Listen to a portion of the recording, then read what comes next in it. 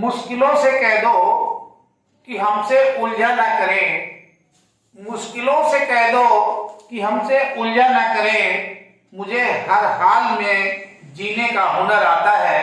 चलिए, new bright वे में इसी के साथ आप सभी का स्वागत है। निश्चित रूप से हर कंडीशन से निपटने की टैलेंट या हुनर आपके अंदर होना चाहिए। चलिए, हम लोगों का आज का जो टॉपिक है वो है विद्युत चुंबकीय प्रेरण, इलेक्ट्रोमैग्नेटिक इंडक्शन। तो विद्युत चुंबकीय प्रेरण एक इसमें महत्वपूर्ण टॉपिक है जो इलेक्ट्रॉन मैग्नेट से ही रिलेटेड है। तो इलेक्ट्रोमैग्नेटिक इंडक्शन क्या होता है, इसमें मुख्य चीजें जो 4-5 चीजें हैं उसको आपको सबसे पहले बता दिया जाए। इलेक्ट्रोमैग्नेटिक क्या है, देखिए सबसे पहले इसको समझने के लिए, विद्युत चुंबकीय प्रेरण को समझने के लिए आपको, चलिए तो इसमें हम लोगों को सबसे पहले विद्युत चुंबकीय प्रेरण समझने के लिए पहले जानना पड़ेगा कि विद्युत प्रेरण क्या है। तो विद्युत प्रेरण, इसको हम लोग इंग्लिश में इलेक्ट्रिकल इंडक्शन कहते हैं। Electrical induction, electrical induction. दूसरा कंटेंट इसमें आपको जानना पड़ेगा, चुंबकीय प्रेरण क्या है। तो चुंबकीय प्रेरण, इसको आप समझेंगे, चुंबकीय है तो इसको मैग्नेटिक इंडक्शन के नाम से जानते हैं। तो यह मैग्नेटिक इंडक्शन हो गया। तीसरा इसमें दोनों को मिला के बनाया गया है जो हमारा टॉपिक है, विद्युत चुंबकीय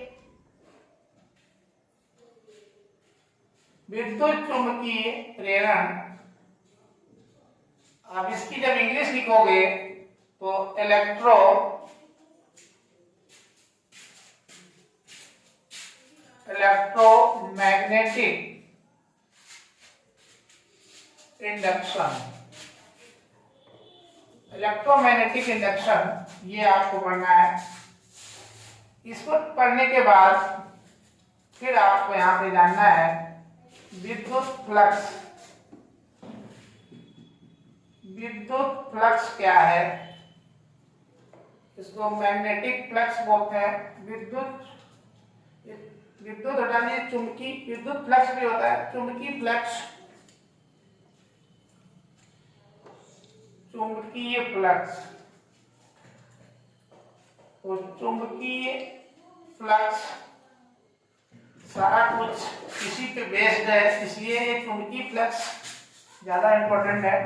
मैग्नेटिक फ्लक्स के नाम से जानते हैं इसको, मैग्नेटिक फ्लक्स। और इसके बाद में हम लोग पढ़ेंगे फ्लेमिंग का,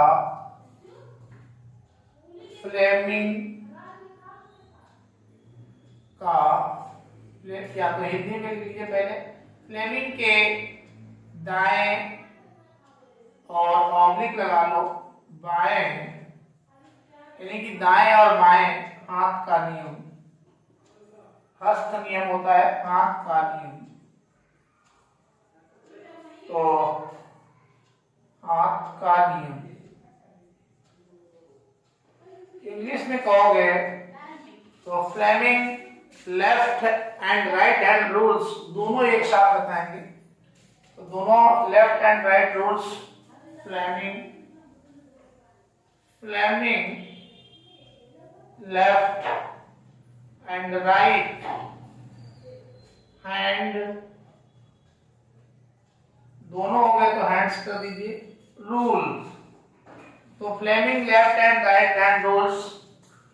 इसके बाद में आपको अगला कंटेंट जो जानना है वो 5th नंबर पे विद्युत बाहर पर इसी में आ जाएगा। विद्युत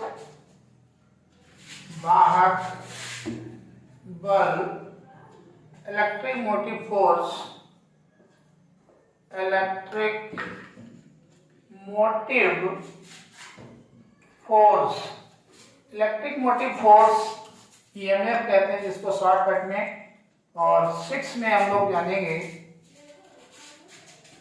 प्रत्यावर्ती धारा या फिर एसी एंड डीसी करंट। चलिए ऐसे लिख लीजिए, AC and DC alternating and direct, AC DC विद्युत धारा, विद्युत धारा। तो एसी डीसी के विषय में भी समझेंगे, साथ में हम लोग ये भी समझेंगे कि प्रत्यावर्ती धारा क्या होती है। प्रत्यावर्ती धारा, प्रत्यावर्ती धारा अल्टरनेटिंग करंट, प्रत्यावर्ती वोल्टेज, प्रत्यावर्ती वोल्टेज मतलब विभव। तो ये यहां तक हम लोग इसको आज समझेंगे। सब का सब अपने आप में बहुत महत्वपूर्ण है। चलिए स्टार्ट करते हैं 1 बाय 1। और आज हमारा प्रयास है कि आपको हम इन चीजों को एक सीक्वेंस से, सारी चीजों को एक बिहेवियर में, सामाजिक जो बिहेवियर है, जनरल स्टाइल्स है, उसके हिसाब से समझा देंगे, जिससे कि ये दिमाग में आपके बैठ जाए। हेलो, चलिए स्टार्ट करते हैं। विद्युत चुंबकीय प्रेरण, हम एक हेडिंग यहाँ पे डाल रहे हैं, इसका सामान्य परिचय। सामान्य परिचय इंग्लिश में कहोगे तो जनरल इंट्रोडक्शन। General introduction. तो जनरल इंट्रोडक्शन हम लोग पढ़ेंगे, किसका पढ़ेंगे? विद्युत चुंबकीय प्रेरण। विद्युत चुंबकीय प्रेरण, देखिए प्रेरण का मतलब ही होता है एक किसी को देख करके अपने अंदर भी वही गुणों को उत्पन्न हो जाना, एक के कारण से दूसरे में उन्हीं सिम्टम्स का पहुंच जाना ही प्रेरण है। किसी से प्रेरणा ले लेना। तो इसमें ये विद्युत चुंबकीय को पहले अलग अलग समझेंगे। तो सबसे पहले हम लोग जानेंगे कि विद्युत प्रेरण क्या होता है। तो यहाँ पे विद्युत प्रेरण को आपने समझ लिया पहले। विद्युत प्रेरण, इलेक्ट्रिकल इंडक्शन, इलेक्ट्रिकल इंडक्शन। देखिए इलेक्ट्रिकल इंडक्शन निश्चित रूप से हमने हेडिंग लगा दी है, मेन है इसमें प्रेरण, प्रेरित होना। तो कोई भी चीजें यदि विद्युत से प्रेरित है, जैसे विद्युत का जन्म किसी आवेश से है, मान लीजिए ये हमारा कोई आवेश है, प्लस आवेश मैंने लिया है। अब आवेश है तो यहाँ पे वैद्युत बल रेखाएं या वैद्युत क्षेत्र इसके अराउंड मिलेगा। ये वैद्युत बल रेखाएं इस टाइप से चारों दिशाओं में निकलती रहती हैं और ओपन रहती हैं, क्लोज कर नहीं बनाती हैं। ये वैद्युत बल रेखाएं।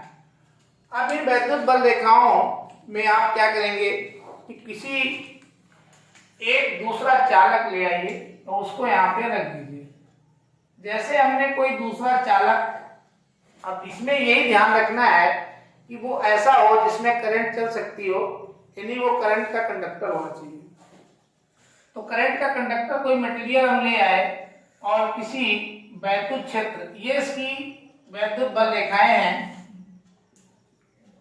वैद्युत बल रेखाएं, इन्हें हम इलेक्ट्रिक फोर्स ऑफ लाइन बोलते हैं।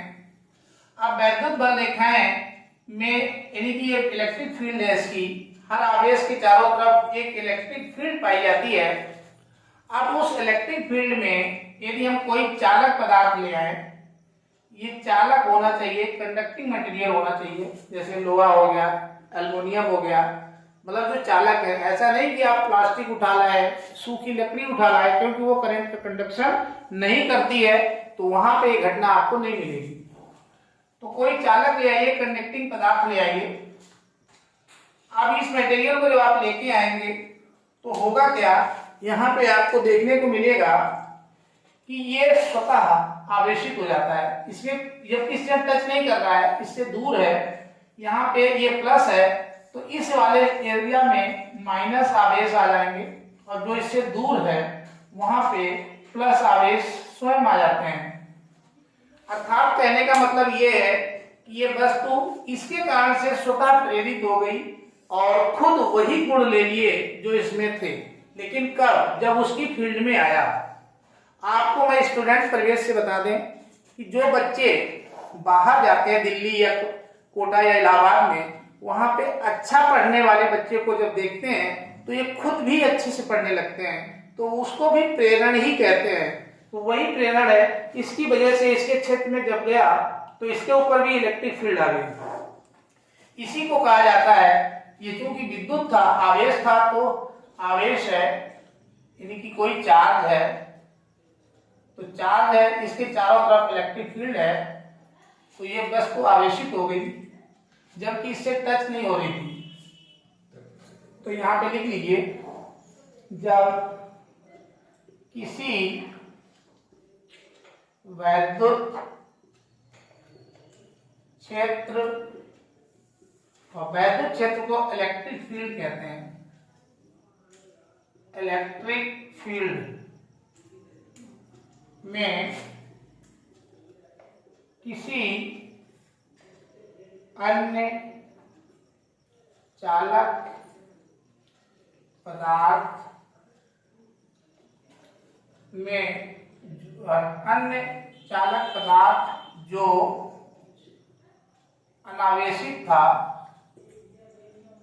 अनावेशित मतलब अनचार्ज, अनावेशित का मतलब हुआ अनचार्ज।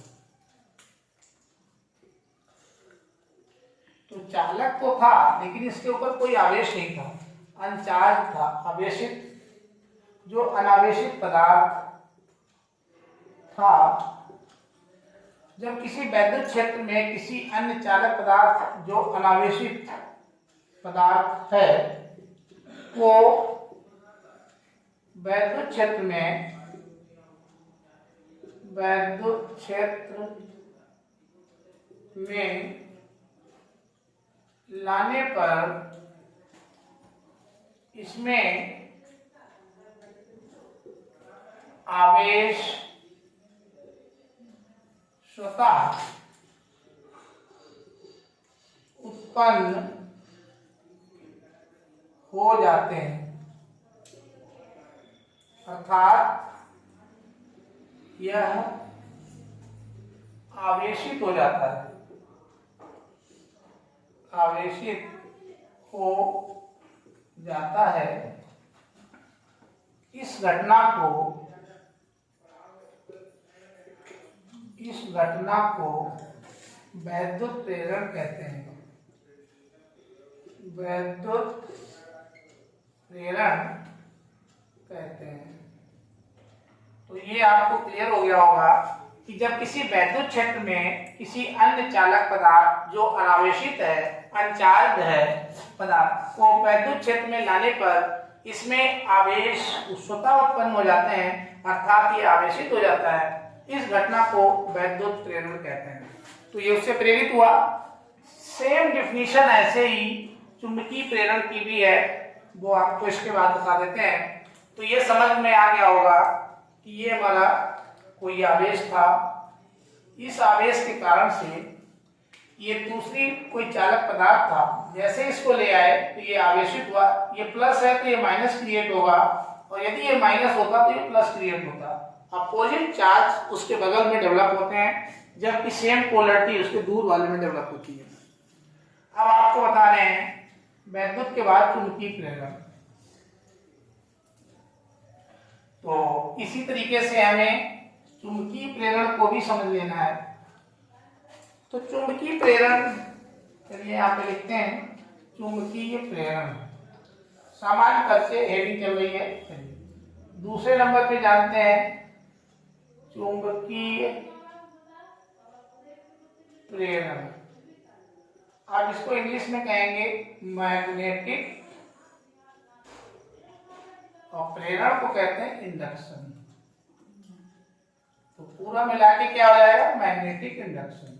देखिए, जब विद्युत क्षेत्र से कोई वस्तु विद्युत में हो गई तो विद्युत प्रेरण, और चुंबकीय क्षेत्र में लाने से चुंबकत्व तो उसमें आ जाए तो चुंबकीय प्रेरण कहलाता है। चलिए यहां देखिए, ये कोई चुंबक रखी हुई है, अब मैग्नेट होगी तो निश्चित रूप से उसमें दो पोल्स होंगे, एक साउथ पोल और एक नॉर्थ पोल, तो दो पोलरिटी उसमें पाई जाएगी। अब इसके बगल में यहां से भी बहुत सारी फील्ड ऑफ लाइंस निकलती हैं ऐसे, लेकिन ये बंद कर्व वक्र होती हैं, जब ये इलेक्ट्रिक वाली ओपन कर्व बनाती हैं, बस इतना ही फर्क होता है। तो ये ऐसे निकल नहीं है, ये निकल नहीं है ऐसे, ये ऐसे निकल रही है ऐसे। चलिए, तो ये सारी मैग्नेटिक फील्ड ऑफ लाइंस यहां से चारों दिशाओं में जा रही हैं, ऐसे बंद वक्र बनाती हैं। अब इसमें कोई ऐसा पदार्थ ले आइए जो मैग्नेटिक मटेरियल हो, लेकिन उसमें चुंबक के कोई गुण ना हो। तो कोई पदार्थ हम ऐसे लेके आते हैं, जैसे कोबाल्ट हो गया, ठीक, यहाँ पे कोई पदार्थ ले आए, या लोहा हो गया, सॉफ्ट लोहा, या निकिल हो गया, तो इसको जब हम लाएंगे, ये पहले से इसमें कोई मैग्नेटिक कैरेक्टर नहीं है, लेकिन जैसे मैग्नेटिक फील्ड में इसको रखेंगे तो इसके अंदर भी मैग्नेटिक कैरेक्टर डेवलप हो जाते हैं स्वतः। अब ये जो मैग्नेटिक कैरेक्टर डेवलप होते हैं, हमने यहाँ पे साउथ पोलरिटी ली है, ये नॉर्थ पोलरिटी है, तो इसमें जो चार्ज डेवलप होते हैं स्वतः बगैर टच कराए, ये साउथ है तो यहाँ पे नॉर्थ डेवलप होता है, और यहाँ पे साउथ पोल डेवलप हो जाता है। पास वाला एंड हमेशा अपोजिट रहता है, अट्रैक्ट करता है, जैसा कि वहां पे था विद्युत प्रेरण में था। अब इसी को डिफाइन किया गया है, और ये चुंबकीय बल रेखाएं हैं। जो चुंबक है तो यहाँ पे लिखिए चुंबकीय बल रेखाएं। ये चुंबकीय बल रेखाएं हैं magnetic field of lines, magnetic field of lines. वो इलेक्ट्रिक फील्ड ऑफ लाइंस थी। तो जब कोई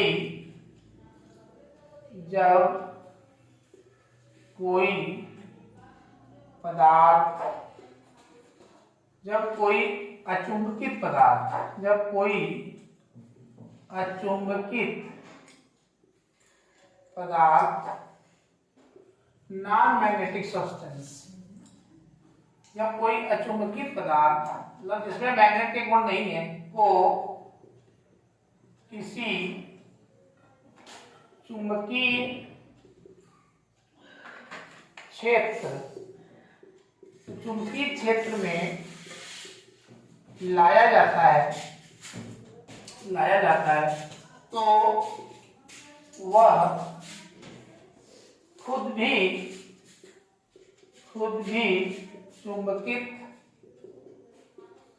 चुंबकित हो जाता है। इस घटना को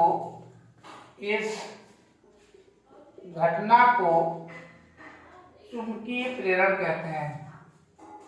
चुंबकीय प्रेरण यानी कि मैग्नेटिक इंडक्शन,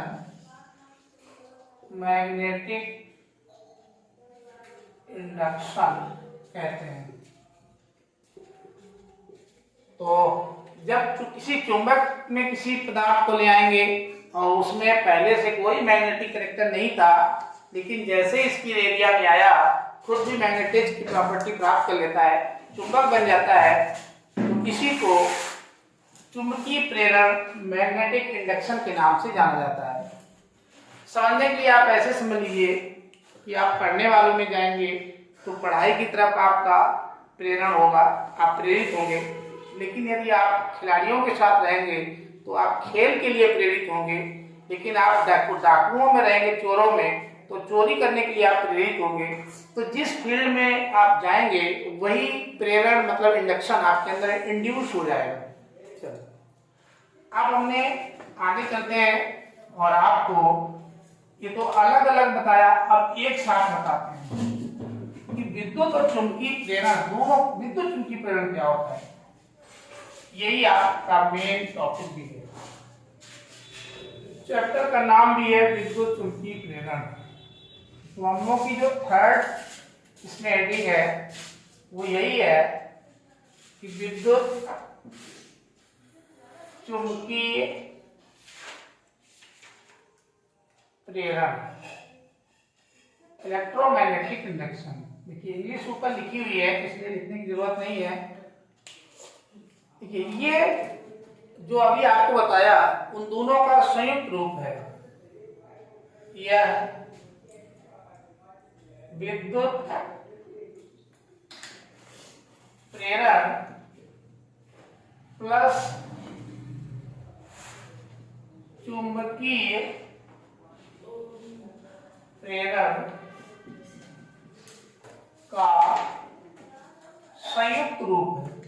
यहां पर लिखते हैं संयुक्त का मतलब कंबाइंड, कंबाइंड फॉर्म होता है। अब इसको समझना है, कैसे समझेंगे? जब किसी, पहले फिगर से देख लीजिए, जैसे ये मैंने मैग्नेटिक फील्ड लगा रखी है, ये एक्चुअल में आपको जनरेटर डायनमो बताने जा रहे हैं। डायनमो हमारा जो जनरेटर है वो इसी पे वर्क करता है।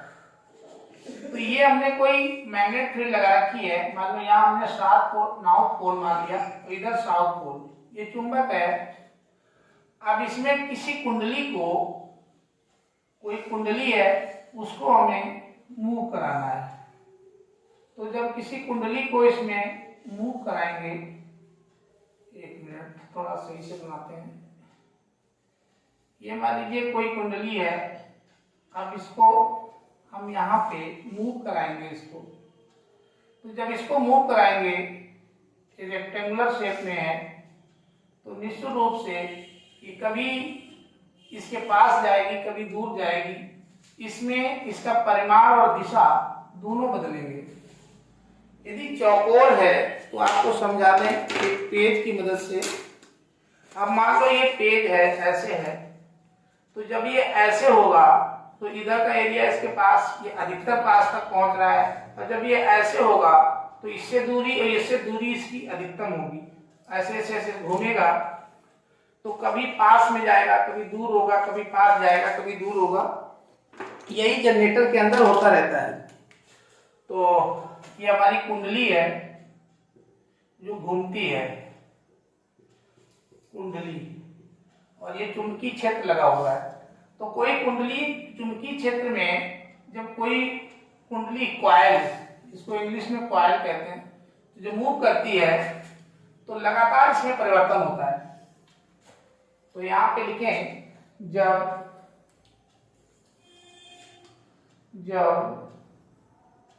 किसी चुंबकीय क्षेत्र में कोई कुंडली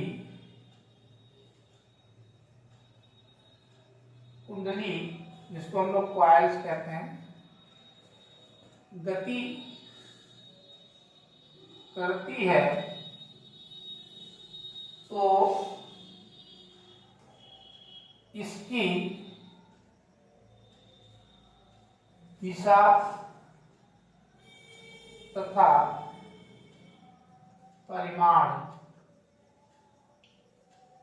या तो दिशा में परिवर्तन, तो इसकी दिशा में परिवर्तन, तो घूमेगी तो डायरेक्शन तो बदलेगी, ऐसे मूव करेगी क्लॉकवाइज तो डायरेक्शन तो बदलेगी, तो इसकी दिशा में परिवर्तन या परिमाण में परिवर्तन या देखिए दोनों तीनों बातें समझनी है, या दोनों का मतलब दिशा, डायरेक्शन प्लस परिमाण, या दोनों में परिवर्तन होता है तो इस कुंडली में, इस कुंडली में एक विद्युत वाहक बल, इंग्लिश में कहते हैं इलेक्ट्रो मोटिव फोर्स, और शॉर्टकट में इसको ईएमएफ बोलते हैं, ईएमएफ। एक ईएमएफ उत्पन्न हो जाता है,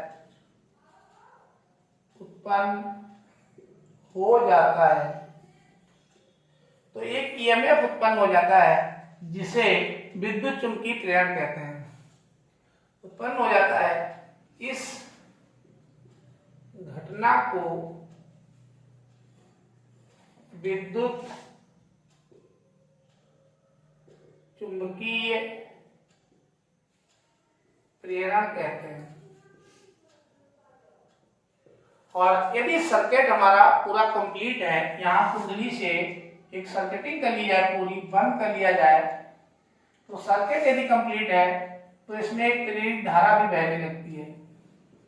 तो प्रेरित धारा मतलब इंड्यूस करंट, तो एक धारा बहने लगती है और इसे प्रेरित धारा कहते हैं। और इस प्रेरित धारा की दिशा फ्लेमिंग के दाहिने हाथ के नियम से ज्ञात की जाती है। तो यह प्रेरित वैद्युत धारा बहने लगती है। लेकिन यदि सर्किट बंद है तो, अब सर्किट यदि बंद नहीं है तो विद्युत वाहक बल तो जनरेट होगा लेकिन करंट फ्लो नहीं होगी, क्योंकि करंट को चलने के लिए एक सर्किट हमारा कंप्लीट क्लोज होना चाहिए।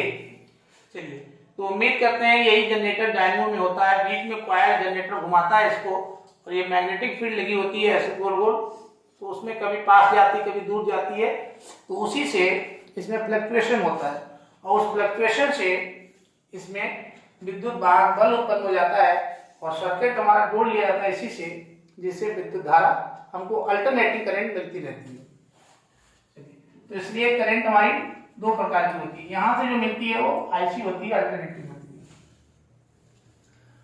अब यानी कि किसी सर्किट से विद्युत वाहक बल उत्पन्न करना ही विद्युत चुंबकीय प्रेरण है, ये इलेक्ट्रोमैग्नेटिक इंडक्शन है। तो जनरेटर हमारा जो डायनेमो है वो इलेक्ट्रोमैग्नेटिक इंडक्शन पे ही वर्क करता है, जिसे फैराडे ने बहुत कायदे से एक्सप्लेन किया है। अब उसके बाद में आपको बता दें चुंबकीय फ्लक्स क्या होता है। मोस्ट इंपॉर्टेंट टॉपिक है चुंबकीय फ्लक्स। चुंबकीय फ्लक्स, इसको मैग्नेटिक फ्लक्स भी कहते हैं, मैग्नेटिक फ्लक्स। तो मैग्नेटिक फ्लक्स क्या है ये आपको समझना चौथे नंबर की हेडिंग है, बहुत महत्वपूर्ण है। अब देखिए, इसको हम आपको बहुत आसान मेथड से बता रहे हैं। ये मैग्नेटिक है तो कोई मैग्नेट होगी, है ना, तो ऐसे यहाँ से ये साउथ पोल है, यहाँ से बहुत सारी मैग्नेटिक फील्ड लाइंस निकलेंगी और ऐसे जाएंगी और एक क्लोज कर्व बनाती है, क्लोज कर्व बनाती हुई वापस ऐसे करके आती है इसी में। लेकिन हम अपना इस तरीके से आपको समझाने के लिए एक नॉर्मल फिगर ले रहे हैं। ये तमाम मैग्नेटिक फील्ड लाइंस हैं जो अपनी फील्ड की उपस्थिति को दर्शाती हैं। अब देखिए, ये इस मैग्नेट थी, इस मैग्नेट से निकल रही है चुंबकीय बल रेखाएं, यहाँ पे नॉर्थ पोल है, तो चुंबकीय बल रेखाएं निकल रही हैं, इनको बोलते हैं चुंबकीय बल रेखाएं। यही मैग्नेटिक फ्लक्स की रिस्पॉन्सिबिलिटी है। आप हम कोई बर्तन ले आए इसके सामने, आप समझने के लिए ऐसे समझ लीजिए कि ये पाइप है, यहाँ से पानी गमलों में डाला जा रहा है, मोटर चल रहा है, पानी निकल रहा है ऐसे फव्वारा बन के। अब यहाँ पे कोई थाली, ये कोई प्लेट थाली यहाँ पे लगाएंगे तो इसमें देखो कितनी लाइनें गुजर रही हैं, 1 2 3, तो 3 मैग्नेटिक फील्ड्स गुजर रही हैं। यही थाली जिसका एरिया क्षेत्रफल ए है, इसका क्षेत्रफल ए है, इसी थाली को यदि हम यहाँ पे ले आए तो इसमें संख्या बढ़ जाएगी। ये थोड़ी बड़ी बन गई है, आप उसी साइज की बनाएं क्योंकि थाली वही है। तो जैसे इसको यहाँ पे लाएंगे, इसमें संख्या देखो 1 2 3 4 5 6 7 8 9, तो इसमें मैग्नेटिक फील्ड्स ऑफ लाइन की संख्या बढ़ गई है, जबकि इसका क्षेत्रफल उतना ही है। अब इसको यहाँ पे ले आए तो और ज्यादा हो जाएगा।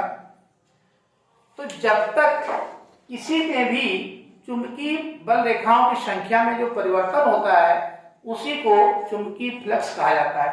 जितनी मैग्नेटिक फील्ड लाइंस यहाँ से गुजरेंगी उसमें वही मैग्नेटिक फील्ड लाइंस ही उसका फ्लक्स कहलाती है। फ्लक्स मतलब यहाँ से निकलने वाली चुंबकीय बल रेखाओं की संख्या है।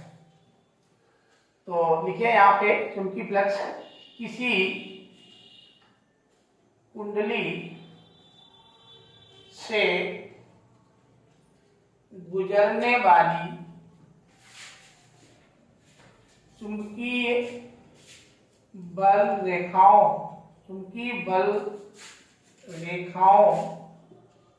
की संख्या ही चुंबकीय फ्लक्स कहलाती है। चुंबकीय फ्लक्स कहलाती है तथा इसे फाई, ये फाई है, FI फाई, तथा इसे फाई से प्रदर्शित करते हैं, तो इसे फाई से प्रदर्शित करते हैं। तो ये B चुंबकीय क्षेत्र को B ले लिया जाए और ये इसका प्लेट का एरिया A है। तो यदि अब यहां से देखिए, यदि जो हमने यहाँ पे कैलकुलेट की, ये प्लेट ली थी, किसी प्लेट से प्लेट का क्षेत्रफल A तथा उससे गुजरने वाली चुंबकीय बल रेखाओं की संख्या, चुंबकीय बल रेखाओं की संख्या B हो तो चुंबकीय क्षेत्र भी हो तो चुंबकीय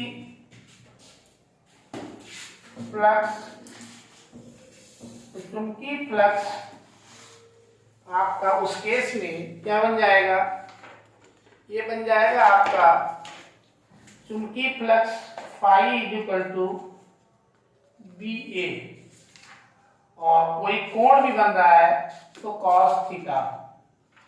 तो ये यहां से एक फॉर्मूला जनरेट होता है, phi equal to BA cos theta, जहां थीटा जो है इस क्षेत्रफल वेक्टर के बीच और इसके बीच में बनने वाला कोण है।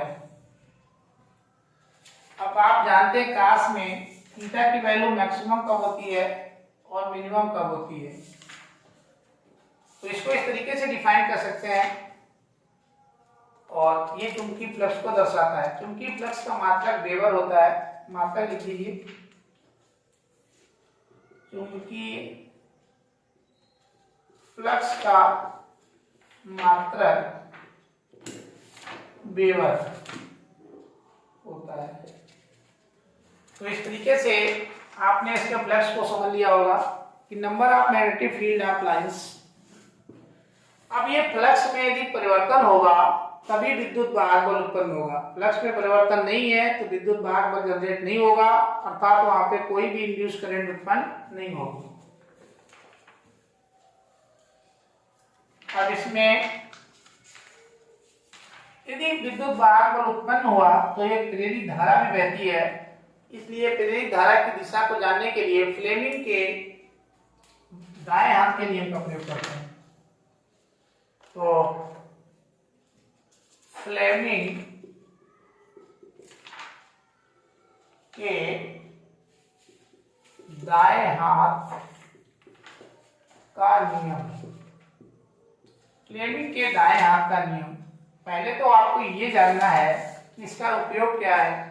तो यहां पे लिखेंगे फ्लेमिंग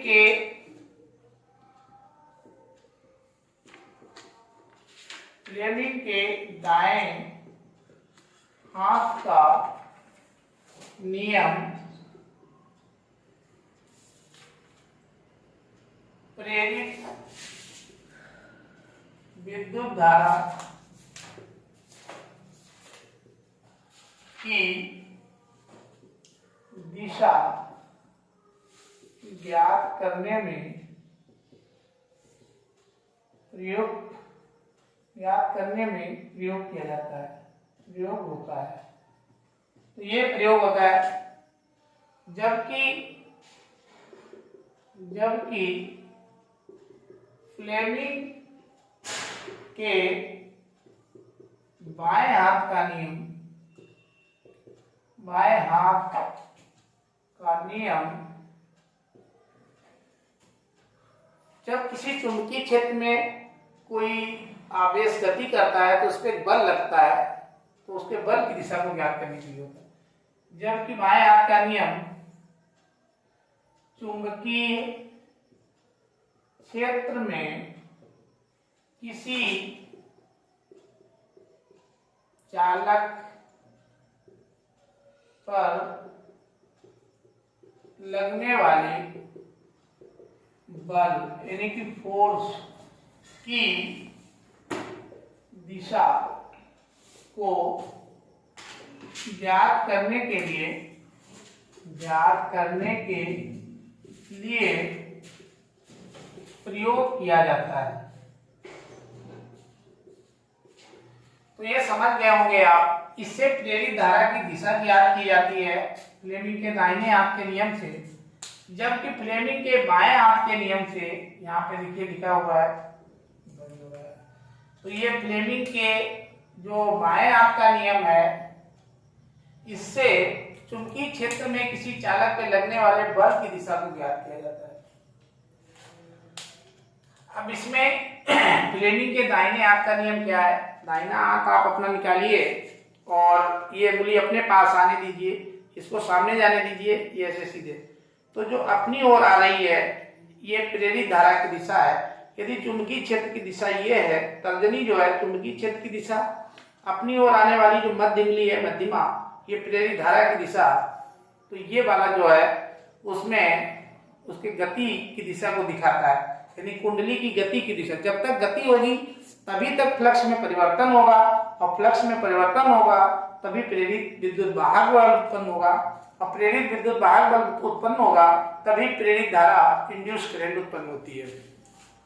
तो जबकि बाएं हाथ का नियम में भी ऐसे करिए, जो अपनी ओर आती है ये विद्युत धारा की दिशा, ये चुंबकीय क्षेत्र की दिशा कॉमन है दोनों में, और ये बल की दिशा को दर्शाता है। तो इस तरीके से अब आपको नेक्स्ट में इसको हम पूरा आगे डिटेल से बताएंगे। चलिए तब तक इसको यहीं पे रुकते हैं। Thank you for watching.